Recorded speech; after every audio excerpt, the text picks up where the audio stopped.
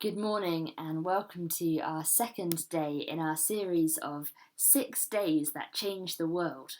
Yesterday we thought about the day that God began to create everything and how everything exists because of God and is sustained by God.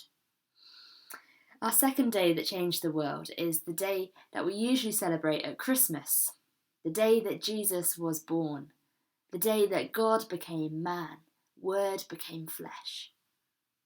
Let's read together John chapter 1, verse 14. The Word became flesh and made his dwelling among us. We have seen his glory, the glory of the one and only Son, who came from the Father, full of grace and truth. A baby lies, just a few hours old. The world outside the comfort of the womb is frightening. Her tiny lungs are still getting used to the harshness of the fresh air.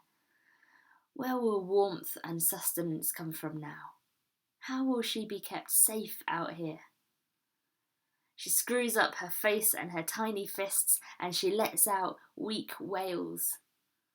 And within moments it comes. The gentle voice, the comforting hands. Shh, her mother whispers. I'm here. I'm here.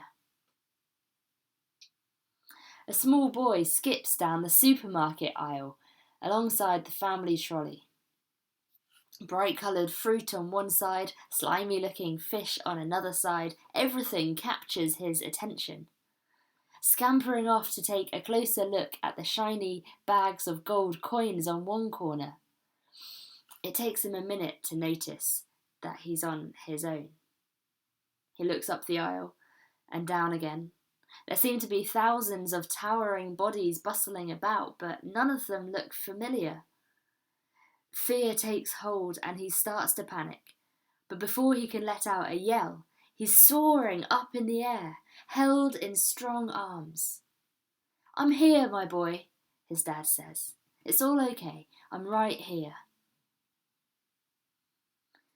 A teenager looks around her bare room.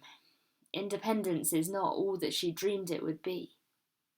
Free from the shouting and the angry tension of the family home, but now surrounded by a suffocating silence, with only a dripping tap and a broken microwave for company.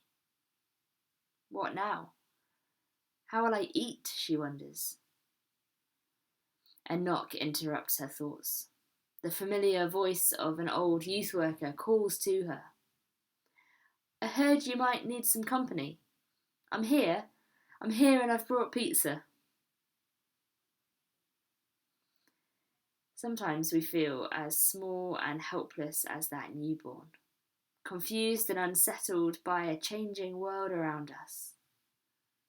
God kneels down and whispers, I'm here.